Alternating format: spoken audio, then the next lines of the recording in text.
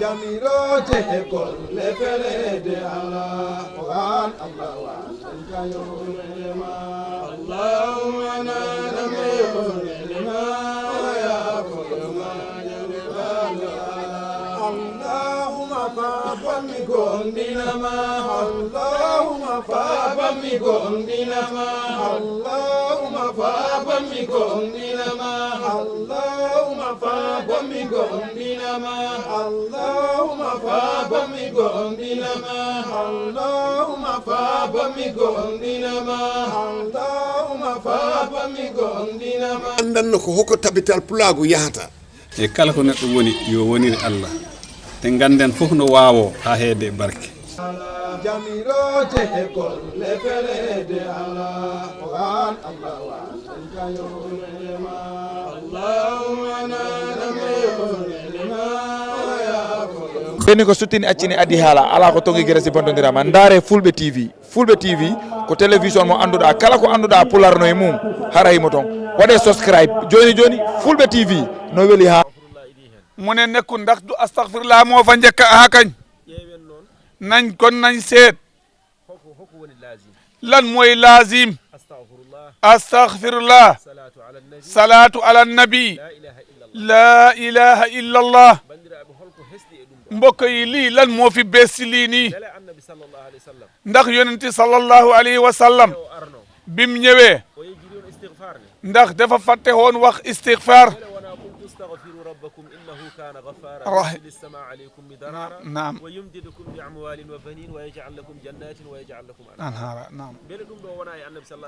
mu ne ndax astaghfirullah nekku dafa wàcce si sallallahu alayhi wa sallam noonu la qur'ana wake ndigte mu ne inna allaha wa malaikatahu yusalluna nabi ndax aaya boobu nekku ci yonent bi la wàccoon man qala la ilaha illa allah oy man qala la ilaha illa allah ɗum ɗo beele wona hadis annabi sallallahu alaihi wasallam nekkune hadis sallallahu alayhi wa joni sallam holko woni ɗo bida woni hunde fuɗɗade kon lan moo fa nekk bida mooy liñ commencé lan moo nekk ko fuɗɗa woni bida hay ko mbatten ɗo ɗiɗo caméra ji ko bida mu ne hay caméra yi fi def sax lii sax bida la bida woni konngol ibtida woni hunde fuɗɗade bida woni konngol mooy kadduwam mooy loo xam ne liñ commencé joni ko ɗum woni bida mu ne léegi loolu mooy bida joni noon léegi nag annabi sallallahu alaihi wasallam suñ yonente sallallahu alayhi wa sallam kanko nde o nelaɗo moom biñ ko yónnee wa ma arsalnaka illa kafatan linnasi bashiran wa nadhira woodi mu ne dafa mel ni fahamu keso woodi fahamu keso maanaam xam-xam bu bees kana moo am ko ɗum woodi fahamu keso mu ne xam-xam maanaam xam-xam bu ees fahamu keso kammee bu ees ɗum woni ko woodi mu ne loolu moo am kono ala ko fuɗɗi ɗo waaye dara commencé wut fii Cheikh Tidiane wi Cheikh Tidiane nena so neɗɗo nangi laawol muɗum nit su tiyee yoonam bi ha Allah jeyimo e ɗum bi yàlla moom la ci loola ma Allah yaafomo nannamo yàlla aljanna dana la jéggal dugal la jannatul illiyin joni noon kanko holko o waɗano hawma e hen léegi nag moom lan la doon def bem deeci mbata wona ko Allah wi e qur'anu muɗum qultu astaghfiru rabbakum innahu kana ghaffara jaafno ɗe kam min Allah so jaafni kam yaafo on mu ne lan la doon def moom ci nguurnam ne kon astaghfirullah mooy na ngeen ma jéggalu man yàlla su ngeen ma jéggalu ma jéggal leen Cheikh Tidiane ko ɗum wima ya nangu Cheikh Tidiane loolu la wax nang ko tiye astaghfirullah ko Allah idi wiidemo noon yàlla moo njëkk a wax loolu nag mu ne na ngeen ma jéggalu su ngeen ma jéggalee ma jéggal leen mbele wona kadi qur'ana wi ndax du ba tey qur'ana moo wax ya ayyuha alladhina amanu sallu alayhi wa sallimu taslima ya ayyuha alladhina amanu sallu alayhi wa sallimu taslima mbele wona ko Cheikh Tidiane ko ɗum waɗani en tongode nekkul ne ndax du yonent bi loolu la ñu wax ne pentey nañ julli ci sallallahu alayhi wa sallam mbele wona la ilaha illa allah woni annabi sallallahu alayhi wa sallam wi ngol konngol woni ɓurgol hoyfude e ɗemgal ɓurgol teddude e manam e peesirɗi mu ne la ilaha illa allah ndax du yonent bi moo ñu wax ne kaddu boobu moo gën a oyof ci lammiñ waaye moo gën a di si balaas ɗum woni laawol Cheikh Tidiane lii mooy yooni Cheikh Tidiane mooy astaghfirullah salatu ala nabi la ilaha illa allah joni yo neɗɗo haalanam ɗo holko Cheikh Tidiane addi e ɗeɗo gueɗe tati moom mu ngay laajte nañ ko wax lan la Cheikh Tidiane indi loo xam ne ñëwutoon holko Cheikh Tidiane addi e ɗeɗo gueɗe tati lan la Cheikh Tidiane indi ci ñetti yëf yi lum ci indi na ko nit wax ne Cheikh Tidiane moo fi indi astaghfirullah wala salatu ala nabi wala la ilaha illa allah ɗeɗo gueɗe tati mu ne ñetti yëf yi holko Cheikh Tidiane indi hen holko waɗi hen lan la Cheikh Tidiane def ci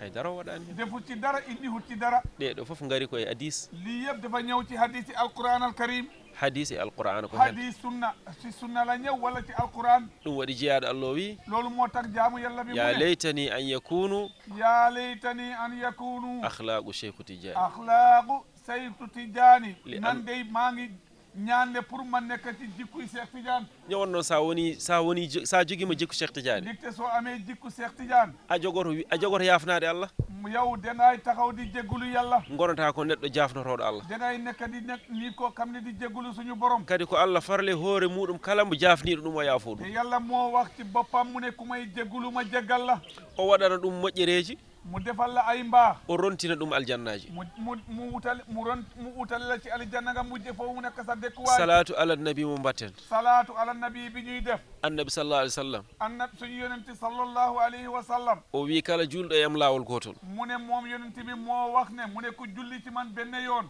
astahfirullah ni ko Allah ni haali ɗum e hadisul qudsi astahfirullah wona ni sallallahu ko Allah haali ɗum e hadisul qudusi yàlla moo ko wax ci hadisul qudus o wi kala julɗo e annabi mo lawol gotol moom yàlla mu ne ku julli ci yonenti bi benn yoon min Allah e mawgam min Allah he wonde man yàlla ak màggaayam e teddugalam ak suma teraanga e dogalam ak suma digle mi farla e makko man tam danaa faratal ci moom ki julli ci yàlla sallallahu alayhi wa sallam benn yoon mi juula e makko laabi sappo ma julli ci moom fukki yoon moom yàlla moo ko wax ci hadisul qudusi so tawi o juule e makko laabi sappo mu ne fekkente ne jaam ji julli na si yonente bi fukki yoon Allah e hoore muɗum ci yàlla ci boppam e teddugal muɗum ak teraangaam o juule e maɗa laabi mu temedere julli ci yow téeméeri yoon so tawi a juule e Allah laabi temedere bu fekkente ne julli nga ci yàlla téeméeri yoon julli nga ci yonente bi téeméeri yoon Allah juule e maɗa yàlla dana julli ci yow laabi ujunere junni yoon o waɗatma hen tampon mu defal la ci tampe a jeyama e malaɓe yow bokk nga ci ñoo xam ne ñu tekki la no foti Cheikh Tidiane wino ya wat assalatu ala nabi mu ne Cheikh Tidiane nag lan la wax nan ko def salatu ala nabi ñaata la wax ci lazim ci lazim laabi temedere téeméeri ɗum yoon ɗo hawrani konngol Allah loolu ndax juboota kaddu yàlla ɗum hawrani konngol Allah juboona ak kaddu yàlla bi wax qudus hawre konngol Allah mu ne juboona ak kaddu yàlla ko annabi sallallahu alayhi wa sallam wino ko yonent bi li mu waxoon so tawi on jii fekkente ne gis ngeen neɗɗo addi hunde nit indi na dara ko addi ko lim indi yaltani e qur'ana nekkul ci biir alquran yaltani e hadis nekkul ci biir hadis duttemo kanko e haala makko na ngeen ko delloo moom ak waxam joni ɗum ɗo no so tawi neɗɗo addi ko hawre konngol Allah noon hono wate fekkente ne nit nag ñëw na lu tombe kaddu yàlla joni on hono wate kooku nuñ koy def hono ruttirte hono wate nañ ko mën a delloo duñ ko mën a delloo ɗum foti ko jaggede naftore kooku dañ ko war a jagga dañ ko war a téye ñu jëriñoo ko so tawi neɗɗo wi la ilaha illallah bu fekkente ne nit wax na la ilaha illallah laawol gotol e gurdam mum benn yoon ci sa dundu ene wonde gonɗin gon Allah mu ngi nekk pour gëm yàlla Allah wi ko ɓandu makko harmi jeygol yàlla lu mu wax mu ne kooku yaramam aram na safara joni baɗo ɗum subaka kikiɗe fo laabi temedere on kam holto fayi ngoon bu ne mo téeméeri yoon yow foo jëm mata on ko jeygol fayi koy mu ne ndax kooku ndax safara lay dem joni noon baɗowo ɗum baɗɗo la ilaha illallah laawol gotol mu ne ku def la ilaha illallah benn yoon laawol gotol tan benn yoon tan Allah yaforomo ɗum yàlla dana la jagalee ci loolu dugal la aljanna joni Allah ronka yaafade baɗowo ɗum laabi temedere subaka kiki jeggal ko xam ne mu ngi koy def téeméeri yoon suba ngoon Allah ronka yaafade on ndax Allah yàlla kooku te Allah tele jeggal ko te Allah woni parlude hoore mun Allah wi inna Allah la yukhlifu l mi'ad min Allah mi lundata ko fodore te yàlla moo wax ne moom yàlla du musa digdu lum leen dig kala ko podanmi on lépp lu ma leen dig mboɗo harmina e hooram wasde ɗum wadde dama haramal suma bopp pour ñàkk a def lu ma leen dig ko ɗum ɗo woni laawol Cheikh Tidiane mu ne lii mooy yooni Cheikh Tidiane neɗɗo noon nit nag hade ma yeddude hunde balaa ngay weddi dara alay sago ganda ɗum taw war ngay toog be nga kelaat be kam li ngay weddi lan la jaaha ƴeewa nga dem seet biyaɗo ko wi o ki ñu wax ne lii la wax jaaha ƴeewa ko haali nga dem geestu lem wax annabi sallallahu alayhi wa sallam suñu yonente sallallahu alayhi wa sallam nde o jaggate hujja bi muy téye ci dara woni mo gandanɗa hoore ma nodditinoɗo wonde kañum woni annabi o mooy ki nga xamante ne moo ooye woon boppam moo nekk annabi musaylamatul kazab mooy musaylamatul kazab hade annabi yomirde manam haare hakkude mabɓe balaa suñu yonente bi di digal keex seen diggante windumo lettere mu ne def ko moom yonente bi def ko binda leetar hawa jaabi annabi be mu tontu annabi annabi sallallahu jaabi alaihi wasallam annabi jaabimo yonent bi tontu haat ko ha annabi innirum musaylamatul kazzabi musaylama penowo bo yonent bi tuddee ko yow fenkat bi moy musaylamal kazzab ɗum waɗi ha kareli immi hakkude maɓɓe moo tax be keex jihaadi jog seen diggante ha Allah fusi ndeɗon fedde be yalla toj moom mbooloom bim amee hon moy musaylama neɗɗo noon hade ma yeddude neɗɗo mu ne nit balaa ngay weddi nit a jooɗoto mbiya an de mi nani a haali nangam o de nga war a toog ma ne ko nga ne ko diw man de dégg naa ne wax nga nangam ko kalɗa ko noon holto pawɗa ɗum e hadis e qur'ana ko teg ci hadis walla ci alquran so jomum addananimo dalilu si kooku sula indi lu ben dalil on saha ɗon si booba jagga e muɗum hujja nga tiyee ci moom nag deger ay aarifine en aarifine borom kam-kami eɓe kalda hono ni ñoom dañ dee waxee comme nii omo waaji goto jeeyaɗo Allah goto omo joguino ɓiyi ko am na benn jaami yàlla ko amee hon doomam ɓiɗɗo o noon doom bi nag babiraɗo ɗon ko dewo Allah baay ji nag dafay jaamu yàlla ɓiɗɗo o noon koye aarifine billah hen jeeya moom doom bi nag moom ci borom kam-kami la bokk ɓiɗɗo o noon ne hewno janngude qala ya iblisu ma mana aka doom bi daan nag jàng ci aaya boobu qaala yaa iblisu ma mana aka ɗum tan heewi janngude mu ne loolu rek la gën a di jàng ɗum ɗo no babiraɗo noon ɗum ne muusi ɗum waaye baay ji nag loolu métti na ko lool wimo an hadema wiide hadema haalde haala iblis na mu ne yow balaa ngay wax waxi iblis a wawa haalde haala annabi taw doo wax waxi annabi yonent bi o wi min kay mi haalata ɗum noon mu ne ko man kay duma wax waxi min kay annabi ko kaalami ko ɓurnimi wiide mouhammadou noon man la may wax moo ma gënal pour may wax mouhammad joni noon léegi nag o noddi anduɓe ɓe oote mooy baay ji mu oot gando mo noddi fof oote borom kam-kami wiyamo kopp ko kum ayo o ɗo ɓiye mo goppuɗa ɗo mu ne ko sa doom bi nga fi baay o so mawni kii su magee o waɗat bonande mawne diine heeko dana def lu bon ci diine gi o rendine anduɓe hewɓe mu ne mu dajale ay borom kam-kam yu bari kawri e ngol ɗon konngol ñoom ñëpp ñu daje ci kaddu googu o yehi to gando goto mu dem ci beneen borom kam-kam gando joom gandal borom kam-kam koo xam ne borom kam-kam la joom hikma koo xam ne borom hikma la maanaam lu nëbbu o noddi on mu oo kooku o wimo mu ne ko ɓiyam o de suma doom bii ko ɗum ɗo tan woni haala makko lii rek mooy waxam somi wimo tan suma ko ne yo woppu haala ngol ɗo konngol na bàyyi lim dee wax mbiri iblis tan o wiwami kanko de o woppata ɗum mu ne ma man loolu duma ko bàyyi o wiyami kanko mu ne ko man ko ɗum ɓuranimo loolu moo ko gënal o fawta hen ni mu teg ci itam ɓuranimo wiide hay konngol mouhammadou ngol mu ne loolu moo ko gënal sax moom mu tudd ci maanaam kaddu mouhammad o wi joni mu ne ko léegi wona ko kanko haali ɗum mu ne du ne moo ko wax kanko wi noon moom sa doom bi moo ko wax hade moon ƴettude makko ñaawoore mu ne balaa ngeen jël ci moom atte balaa ngeen jël ci moom atte on namdota kom taw mu ne du ngeen ko laajte foos wan ɓe noddi suko o mu ne ñu oo xale bi suko o ari xale bi ñëw o wi cukalel mu ne ko yow mi suma doom mbaɗo namdorima Allah maa ngi lay laajte ngir yàlla konngol wiide iblis kaddu bi ngay wax ne mbiri iblis e konngol wiide mouhammad ak kaddu bi ngay wax mouhammad i ko tegi kamɓe kam aɗa haalniraɓe hono ni aɗa wiya konngol wiide iblis ɓuranma wiide konngol lan moo mouhammad tax ngay wax ne yow kay tudd iblis moo la gënal tudd mouhammad ko tegi aɗa wiya noon lu tax nga koy wax komi namdiɗomo noon dama la laajte nag gandal ko Allah jogi kam yàllaa ko yore wa qad yujadu fi nnahri wa qad yuzadu fi nnaari ma la yujadu fi lbahri ma la yuzadu fi lbahr wonko ene daño e caangol on kono heɓo am na loo xam ne luñ koy am ci dek dek eyo on kono heɓo am na lu ñuy am ci dek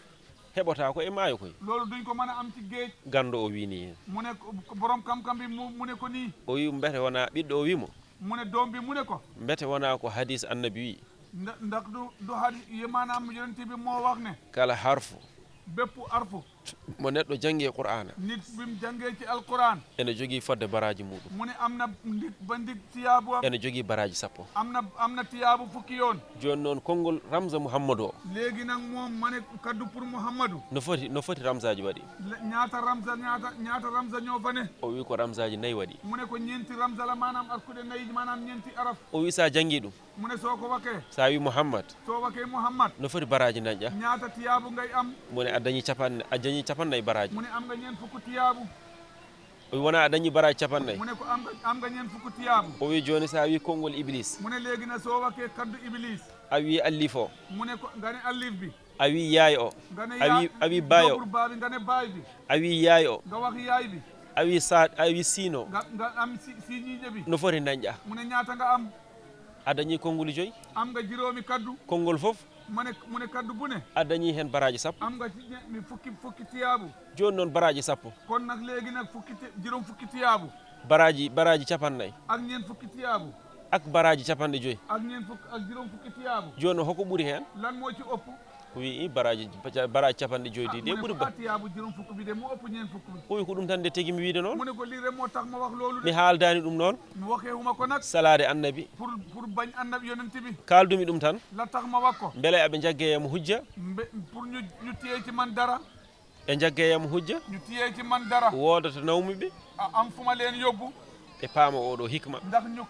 ñu am kam-kam bi ñu man ko xammee ɓe paama gandal ko Allah jeeyi ɗum ndax ñu xam ne kam-kam yàllaa ko yore Allah jogii gandal te yàlla moo yore kam-kam ko noon ɗum wayi noonu la mbir mi mel ɗum noon wadde kala ko neɗɗo anda kon nag lépp loo xam ne nit ki loo xamut woto yeddu ko anda bul weddi loo xamut ay sayidina hudar gis nga Seydina Hudar hono wadduno e nabiyullahi nan la defoon ak nabiyullahi Moussa honno ɓe mbadduno naka lañ deflante woon oɗo ko annabi Allah de moom kii annabi Moussa kookuy annabi kono aynde wonno Allah ene yiiɗi andindemo waaye bi nga xamante ne yàlla bugg na xamal annabi Moussa wonko Allah andi on ko Allah yàlla am na lum xam andini tagore mum nde am na lum xamal ay mbindeefam ko jiida e goɗɗo on goto hen foof ko andi kenn ku ne am na lum la xamal lum xamalul keneen ka ko ɗum Allah yinno andindemo loolu la yàlla bugg na xamal annabi ɗum Moussa Allah ɗum waɗi Allah nelimo e Moussa loolu moo taxoon yàlla yónni Hudar ci Moussa ha ɓe mbaddi ko beñ deflante liñ deflante ɗum noon wadde tinnoɗen kon nag nañ góorgóorlu neɗɗo nit kala ko jagguɗa lépp loo mënta tiye andu tan ko jagguɗa ko nanga kam li nga tiye mooy lan ganda to gimmotoɗa e muɗum nga kam ko nga jógee ak moom ganda kadi ɗo ɗum farnuma nganda it nga kamit fu mu lay demal hunde foof loo gis annabi sallallahu alaihi wasallam wi yonenti sallallahu alayhi wa sallam nee na andude ɗum kam ko ɓuuri majjude ɗum moo gën nga reeree ko lum namta doon kam ko daal moo gën nga reeree ko ɗum ɓuuri moƴƴude loolu moo gën ɗum noon yo Allah won ballo allahuma amin yal nañ yàlla jàppale yo Allah won ballo allahuma amin yo Allah won ballo allahuma amin yo Allah rokku en amin man yal nañ yàlla may yo Allah rokku en ziyara jaɓaɗo yal nañ yàlla may ziyara buñ nangu kala ko kalɗen lépp luñ fi wax kalduɗen Allah ñu waxee ko yàlla yo Allah moƴƴinan en yal nañ ko yàlla rafetal sowanen en mu def ko ay tiyaabu yu bari o sowana en ɗum mu def ko lu bare bare kala ko kalɗen lépp luñ fi wax ko ganduɗa loo xam ne li nga xam koye pittali men guittuɗen suñu suñu bakkan lañ ko génnee ko hen ɗum tan kalduɗen ɗum si loolu lañ ko waxee yo Allah wossirano en yal na ko yàlla utale o wattana en ɗum mu defal ñu ko anniya makko si yiineem e jaɓaɗo ak yiineem buñ nangu yo Allah wattana en noon yo Allah waɗan men noon yal nañ ko yàlla defal noona bijahi seyidil wujudi allahuma amin yo Allah wattan en noon mu ne yal na ko yàlla def mo jooɗiɗen kadi mo jooɗiɗen mu ne fi ñu toog e lewru muɗum o ak ci ki ñu toog ci weeram mooy yonente bi mawludu nabiyam yo Allah tasu en e barkeji muɗum yal nañ yàlla taas ci barkeem yo Allah tasu en e barkeji muɗum yal nañ yàlla taas ci ay barkeem yo Allah ɓamtu saare nde yal na yàlla yëkkati dëkk bi yo Allah addu kawral e nokku o yal na yàlla indi juboo ci place bi yo Allah moƴƴin leydi ndi fofof yal na yàlla rafetal réew mi yëpp e leyɗele julɓe fofof ak réewi jullit yëpp kala gardunoɗo ɗo jokkere enɗam képp ku fi ñëwoon jokku meen gardunoɗo ɗo jokkere enɗam ku fi ñëwoon jokku meen yo Allah yoɓ ɗum moƴƴere yal na ko yàlla fay lu baax kala jinnoɗo arde képp ku fi bëggoon a ñëw Allah newna ɗum gargol yàlla dogalu nga mën a ñëw Allah yàlla e yobde anniya muɗum e ma fay maanaam fay yiineem yo Allah yobtu ɗum moƴƴere yal na ko yàlla fay ju baax ci yiineem kala bi garnoɗo ɗo rewane képp ku fi ñëwoon daaw yinnoɗo arde ɗo hikka bëggoon nga fi ñëw ren Allah jaɓanani ɗum yàlla dogalut ko yo Allah fecci ɗum e baraji yal ɗi na la yàlla sedd ci tiyaabu buñ fi am bijahi seyidil wujudi jaay sallallahu alayhi wa sallam ɓe en jarlo eɗen jaafo ñu ngay jéggalu nag di jéggalu nit ñi waktu o noon ɓadima waxtu bi jege si na lool en duwonima kadi te ñaanal nañ te itam dendinɗo en ɗo o ki ñu fi dajale hono manam Baba Sidi mooy Baba Sidi Dem gonɗo sababu ndeɗo moƴƴere nekk sabab mbaax lii nde wonno neɗɗo bi nga xamante ne nit sa yettani sababu soo santum sababu sabab a wawa yettude Allah doo mën a sant yàlla nde wonno neɗɗo ko yettata sababu nde wonnoon nit ki bi nga la tan muy sant sabab sa yetti sababu tan soo santee ko sabab sababu o nawonma ha yettinma Allah sabab bi dina la yóbbu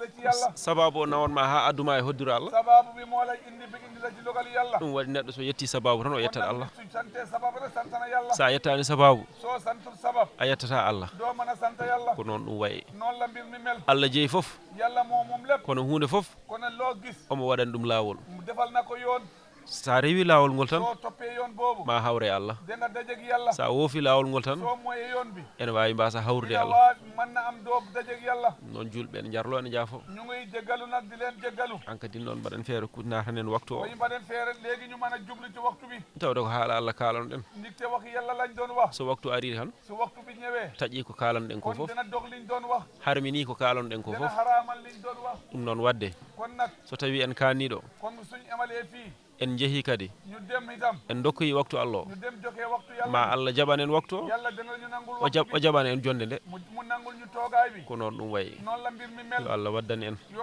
yal nañu yalla boole ci yo Allah waddani en moƴƴere muɗum yal na yalla boole ci lu yo baax Allah waddani en moƴƴere muɗum yalla boole ci li baax julɓe foof julli ñi yëpp kamɓe foof ɓe beltanama ñoom ñëpp ñu ngi kontaan ci seen mbir kalɗo e deƴƴuɗo ku wax ak ku noppi kalɗo ku wax e deƴƴuɗo ak ku noppi kamɓe foof ñoom ñëpp poti e baraji he ñoo yem ci tiyaabu bi kamɓe foof poti e baraji he ñoom ñëpp ñoo yem ci nde wonno an kaalowo bi nga xamante yow mi sa yiyani sa yiyani heeɗiɓe soo gisul ñi lay déglu a wona kaalowo de doo mën a wax de kamɓe joɗiɓe ɓe kadi ñoom ñu toog itam soɓe jiyani haaloɓe suñ gisul ñuy wax ɓe jooɗota ko ɗon duñ mën a toog di déglu ɗum waɗi ɗum wawa sertude loolu moo tax mënuñu tàggoo ko yimɓeɓe goto fof poti hen ñoom ñëpp ñoo yem ci lii yimɓeɓe fof poti hen goto fof yem ñoo ci yem kenn ku ne am na ci yem wallam alhamdulillah alhamdulillahi rabbil seydi alamin imam non julɓe allahumma jarna salli ala rasulillah allahumma salli ala sayyidina amin أعوذ بالله من الشيطان الرجيم بسم الله الرحمن الرحيم الحمد لله رب العالمين الرحمن الرحيم مالك يوم الدين إياك نعبد وإياك نستعين اهدنا الصراط المستقيم صراط الذين أنعمت عليهم غير المغضوب عليهم ولا الضالين بسم الله الرحمن الرحيم الحمد للأمر بالدعاء في حال شدة وفي الرخاء حمدا يدوم مثل ملك الله يجري مع الدحر بلا تناهي صلى الله وسلم على ذي الفضل محمد خاتم كل الرسل وعاله ذوي الهدى والكرم وصحبه الهداة كل الأمم يا رب ما دام مرفوعا للسماء عيدي ذوي الحاجات للدعاء سميته حبلا موصلا إلى أفي الإله جل شعرا وعلا بسم الله الرحمن الرحيم صدق الله مولانا العظيم وبلغ رسوله المصطفى الكريم ونحن على ما قال ربنا وخالقنا ورازقنا ومولانا من الشاهدين اللهم ربنا تقبل منا ختم القرآن وتجاوز عنا ما كان في تلاوته من السهو والنسيان أو تهريف كلمة عن موضعها أو تغيير حرف أو تقديم أو تأخير أو زيادة أو نقصان أو تاويل على غير ما أنزلته أو ريب أو شك أو تعجيل عند تلاوته أو كسل أو سرعة أو زيغ لسان أو وقوف بغير وقف أو إدغام بغير مدغم أو إظهار بغير بيان أو مد أو تشديد أو حمزة أو جزم أو إعراب بغير مكان فاكتبه منا على التمام والكمال والمحظب من كل الإلحان فاغفر لنا يا ربنا يا سيدنا لا تؤاخذنا يا مولانا أرزقنا فضل من قرعه موضيا حقه مع الأعضاء والقلب واللسان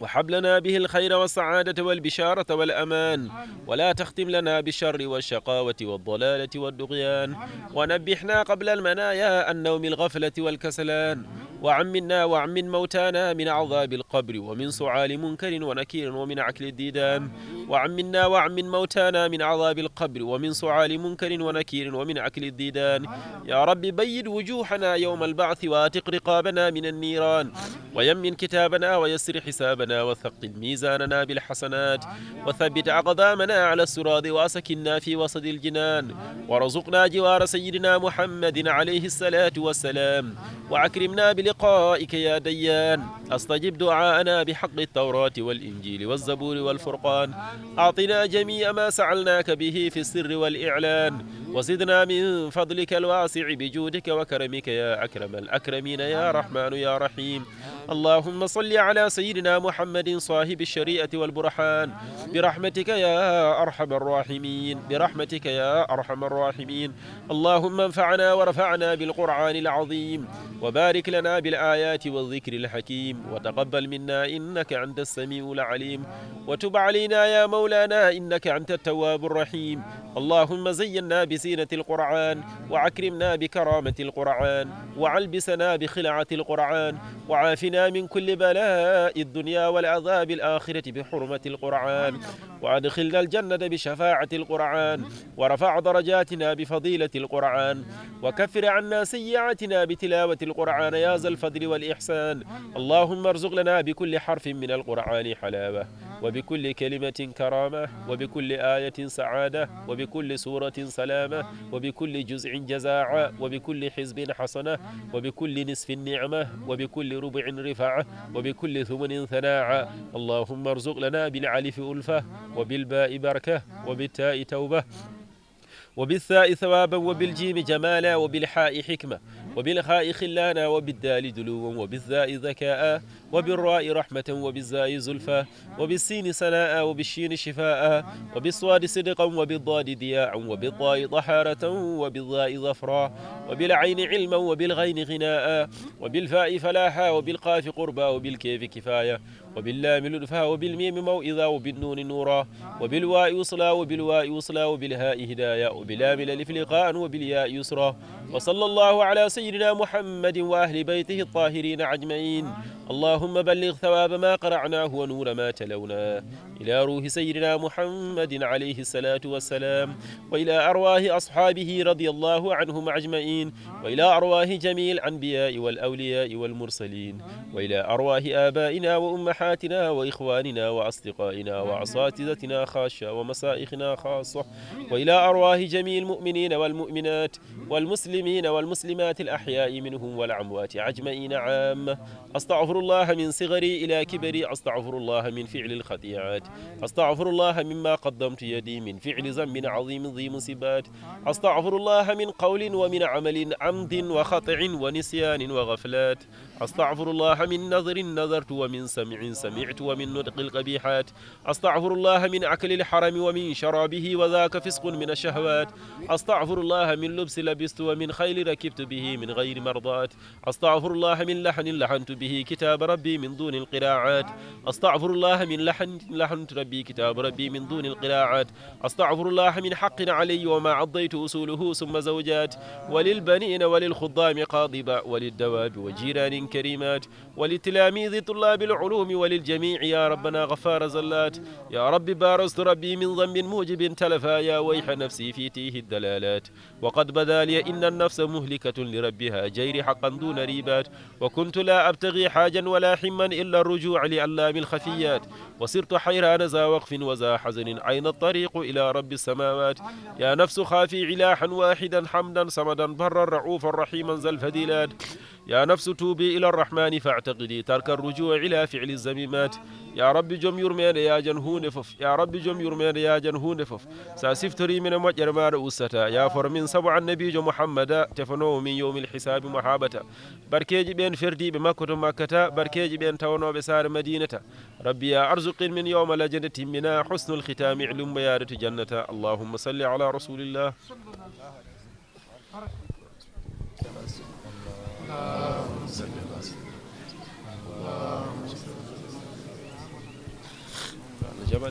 بارك الله kattan bi sa dakk may ko képp ku fi toog kontaan nañ lool macha allah bokk def salaatu ala nabi bismillahir rahmanir rahim allahumma salli ala sayyidina allahumma salli wa sallim ala sayyidina wa nabiyina alhamdulillah barakallah ne di tay bi jege comme li nga waxoon jamiro te kol le fele de allah quran allah wa sanjayo ma allahumma namayo lima ya kulma allahumma fa mi gondina ma allahumma fa mi gondina ma allahumma fa mi gondina ma allahumma fa mi gondina ma allahumma fa mi gondina ma allahumma fa mi gondina ma allahumma fa mi gondina ma allahumma fa mi gondina ma ko khawise ma woni andude ma ko khawise ma woni andude ma ko khawise ma woni andude ma ko khawise ma woni andude ma ko khawise ma woni andude ma ay di lewru nani na fi wonta kama ay di lage nani na dosi won tagama Quran Allah wa en kayor menema Allahumma lana mayor menema ya molima Allah do dine ngala mimi molima Allah do dine ngala mimi molima Allah do dine ngala mimi molima Allah do dine ngala mimi molima Allah do dine ngala saka jawdi ala gomre Allah saka jawdi ala gomre Allah saka jawdi ala gomre Allah saka jawdi ala gomre Allah saka jawdi ala gomre Allah saka jawdi ala gomre Allah be biduna runa wel dadama bendida wajudo tade gonga ala Quran Allah wa kayor menema Allahumma lana kayor menema ya koyma nyane ballo ala so ami jimanene redukama so ami jimanene redukama so ami jimanene redukama so ami jimanene redukama so ami jimanene redukama an bidoyur moyo jimna bema an bidoyur moyo jimna bema an bidoyur moyo jimna bema an bidoyur moyo jimna bema pantati leoru bengola nema pantati leoru bengola nama belota bende na bembel noyoma Quran Allah wa min kayor menema Allahumma lana kayor menema nyane balo so ami jimanene redukama so ami jimanene redukama so ami jimanene redukama so ami jimanene redukama so ami jimanene redukama moyo jimna bema boni an biddo yur moyo jimna bema boni an biddo yur moyo jimna bema japan tati lewru be ngola nama japan tati lewru be ngola nama japan tati lewru be ngola nama hebelota bende nambe melno ma Quran Allah wa en kayor menema Allahumma la kayor menema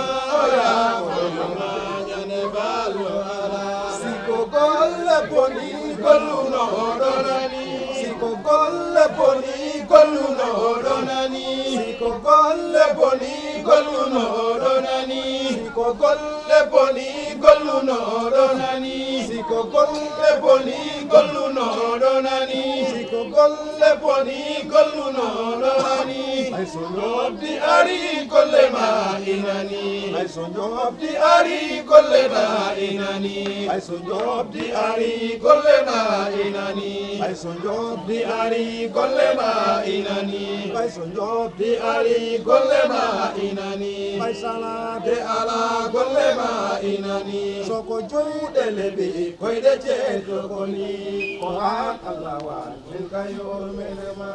Allahumma lana mayor menema ya foyoma nyane ballo ala siko golle boni golluno donani siko golle boni golluno donani siko golle boni golluno donani siko golle boni golluno donani siko golle boni golluno donani jobdi ari golle na inani jobdi ari golle na inani jobdi ari golle na inani jobdi ari golle na inani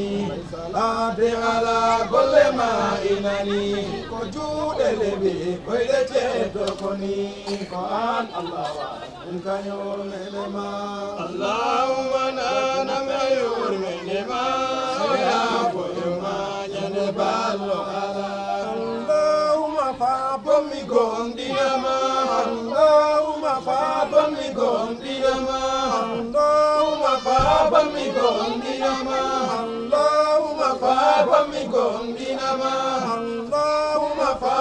woni gondinama ay ko kawisema woni andudema ay ko kawisema woni andudema ay ko kawisema woni andudema ay ko kawisema woni andudema ay dinange nani lampu wontagama ay di lewru nani dosi wontagama Quran Allah wa ngayor menema Allahumma nana mayor menema ya foyoma ene ballo ɓe imminde délégation ha halifaɓe foɗɗini ɓe gara ɓe tawtore inen wonani hen weltare no feewi e lees koɓe e lesde hoorejo mumen ande noon hande hooreɓe wonɓe ɓe leesaɓe nder lesdi heɗo ko an Allah okki tawtorede ten teddungal ngal ko an jeyingal gandano ko ɓeɗone ɗen ɗo gonani enen ɓe ɗo gonani e ko idotomiɓe taw haalande ko en beltima noon ha ɗo weltare haaɗi te en tiɓe en jarniɓe te ɓe cuusni enne ɓe cuusni en no feewi ɓe cuusni en koye men ɓe cuusni en koye mumen nde noon kollen ɓe ne kala ko gonɗen yoɓe pellit ko enene mumen gondi hen kala ko ɓe gonine noon yoɓe gandu ko enene mumen gondi e koɓe goni ko kala ɗo ɓe tolni yoɓe gandu ko ɓe tabital plago ɓe tawata toon kamene mumen fof koɓe gotu nden eɗen ɓe mbiya bisimilla mumen ɗo hande he nder nde ɗo saare ɗo e kew mo ganduɗa ko kew mumen saare nde ganduɗa ko saare mumen galle mo ganduɗa ko galle mumen nden eɗen ɓe mbiya bisimilla mumen ɗo si ɗon yawti tabital plago de koko Amadou Sow wi ko woni gonga cate min mi haɗata cate te mi wonta mino fiɗa cate hay catal gotal kaaƴe ko jaɓmi tan pullo o yo won goto pullo Sénégal yo pullo Mali yo pullo Mauritanie yo pullo ɗum nde kalatnona nde ɗum ko pullo iɗi ɗaawi nden yo en gon fulɓe tan pullo o yo won pullo tan saabu comme min kaalowo sa wi Sidi hande ko pullo hoɗo mbiyata ɗum pullo hoɗo komin jewtata koɗo hande ko kuule Fuuta mamam jibinɗo babam si immima Fuuta o ari Allah waɗoyi ɗum he o woni he Sénégal ha Allah waɗoyi baba ɓe jibina koye Gambia minen min goni Gaay si wiyama min gonamin sénégalais ɓe min ƴoññama ma min am fof e nder Sénégal leli nden ko hoɗo jeeyetemi si yeehi ha wonɗo ɗum tolni hoɗo jeehat min no wawi babam ɗo jibina e ndi leydi min ɗo jibinami kono hoɗo baba mum jibina nden ko hoɗo cosmi ɗeɗo cate koɗe jaaji sa rewi catal ngal accani ngal rew tan ɗo fungo ɗo kotata ɗon jipporta nden eɗen ɓe beltorane dow ɗum no feewi te ɓe ganda ko jihad mawɗo ɓe mbaɗi ɗo hande saabu woodi yiɓe hande ɓeɗo ni no ɓe gardi ɗo e ni no ɓe gardi ni no ɓe mbaɗiri ni koye men organise aɓe gardi ni no ɓe gardini ɗo e nder fedde ɗo ɗum no yini no yiitini no suusni te no weeli laar nden bisimilla mumen mi weltima e jarama jeef teddugal ma noon ɗum ɗo woni ko Allah arsiki ɓe ɗo koɓe garal ɗo ko an Allah yiiɗi tawede ɗo teddugal ngal ko teddugal maɗa bismoɗa hoɗɓe maɗa e machallah alhamdoulillahi rabbil alamin a'udhu billahi minash shaitanir rajim bismillahir rahmanir rahim rabbi ishrah li sadri wa yassir li amri wahlul uqdatan min lisani yafqahu qawli allahumma amin mi wimonma assalamu aleykum wa rahmatullahi taala wa barakatuhu si a nanma assalamu aleykum wa rahmatullahi taala wa barakatuhu ko salminandu e islam julɓe fof yo jam won he mon onon jama o dutton on tigi e jam tan annene yo jam won hema on woni assalamu aleykum dutta mbiya wa aleykum salam e on calminam en beltimno betanona seeɗa min inde am ko Moussa Bala Gueye jiyami Upper Saloum Central River Division e Bantanto tabidal pulagu ko cate waɗi ha yetti hemmal ngal nder Gambia woni onkul Sidi Déme hande Oppa Saloum min woni toon hoorejo tabidal pulagu bo Oppa Saloum downo kaw Sidi haaldini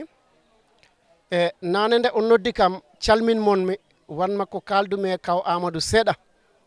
par ce que kanko o fillima before an artugoɗo nde o haali woodi ko kalanmomi o wi ko fedde maɓe mi sikki ko rawani nde sosa o yaɗo woni président o Moussa Ka ko togora am mbimomi koko janga kala ko waɗira sabi Allah on jokkoto kontina te moƴƴere tan woni hen yeeso tan fayi kono kala ko waɗiraka sabi Allah on koko taƴata saako majja on kala gando janguɗo haɗa ɗum andi ko ɗum hadis nden noon ko pawanmi toon her aɓintinade enen nangotiren ñalande hande gammo mawɗo watte to amen bantanto Saare Daɓuri ceerno Abdourahmane Bari ɓoggal ko jahowo hikka Allah hoddira o yahi o neli baɗirawo makko e sohnajo makko e helifaɓe goɗɓe nde yeehi ha subaka ƴettumi kongo kono ko kalmi ko ɗon woodi aya mo gaddumi ɗon ko tampini ko yimɓeɓe surtout julɓeɓe mbimi heɗen degginite teɗen gandi kadi ko woni innamal muminuna egwatun ko en on heɗen ɗum jaaɓi kono iske ko woni ko yeesoto heɗen ɗum deggini woni hoko fa aslihu bayna akawaykum ndan gon ɓoggol heɗen go jaggi enen julɓeɓe kono heɗen gandi kay ko en julɓe ko en musidɓe kono ndako ko wiya ko he musidal heɗen ɗum jaggi oɗo noon ɓeɗo nde fedde nde ɗum jaggi kaw Sidi mi yima ɗum jeeseto mi yima ɗum jondeto mi yima ɗum garaga maɓe ɗo ko mbawmi ɓe wi mi nanma ko kalɗa ko pelle fop kala fedde yo eto tan wona he jaam wondira he jaam dow hoddiɓe mum woni jolfuɓe woni seɓɓe woni jaagoɓe kono hatta ko gonɗa ko fonku ɗum nanga bandama o woni musidɗo ma o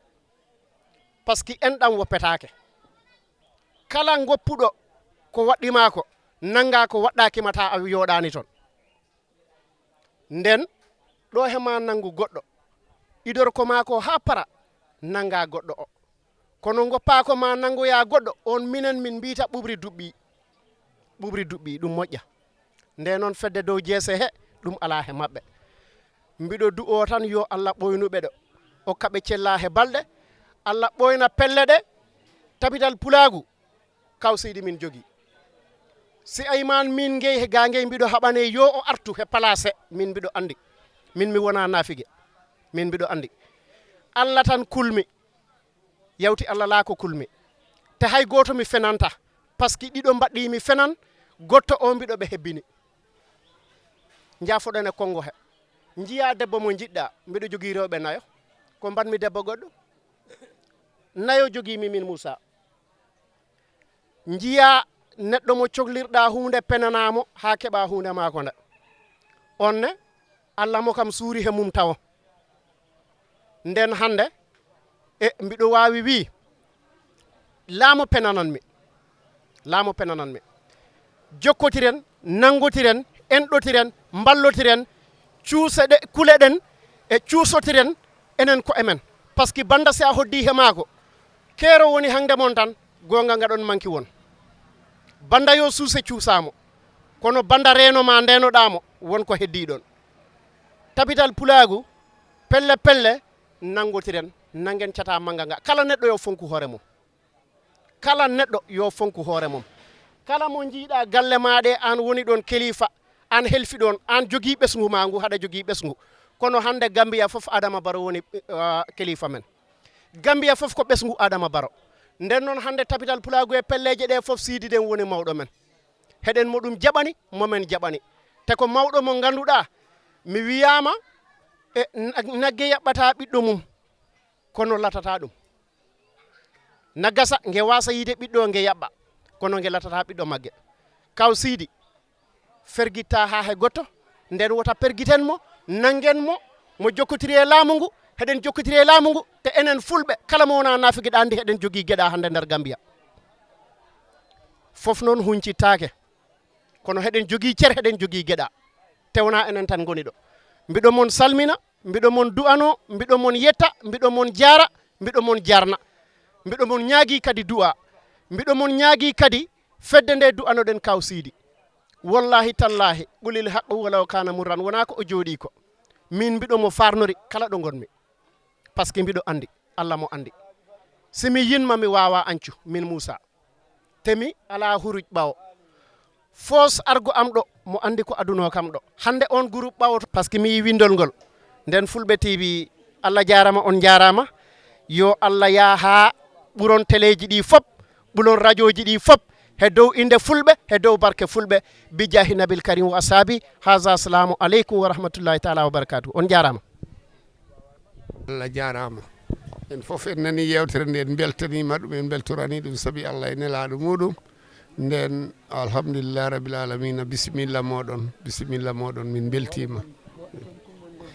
Assalamu aleykum wa rahmatullahi taala wa barakatuh mi salmani dental ngal fof goto kala inde mum e yettode mum ɓe arɓe ɗo fof yo Allah moƴƴu nabtu ɗumen e jaam yo Allah windan ɗumen baraji ya barke Makka Madina kala mo gandanɗa homo tawa ñalandi ko yo Allah tawtimande mo wuuri ha mbawa arduno ɓuurma wel mi salmani Sidi Déme noon mi yetti ɗum e dow jettugol ma an Moussa Bala ko kalɗa koko gonga eyyi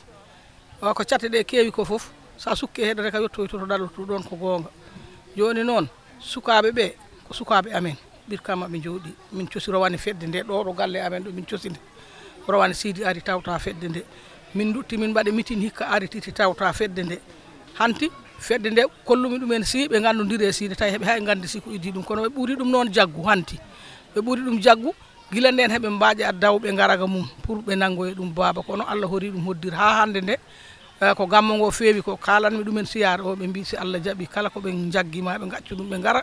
e siyare heɓe gara ɓe calmina kawmumen Sidi Déme nden noon ɓe tiɗnima kamen ne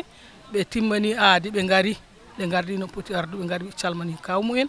hanti minen fof min bisimi ɗumen minen ko ɗo maraki so min jooɗi kono kamen ko birkama ɓe goni eyyi joni noon ɓe ñagane Allah tan moƴƴere e ɓuural mum de yo Allah waɗanta ɗumen jaam waɗa ɗumen kisal Allah musala ɗumen e seytane ko sakata ko dental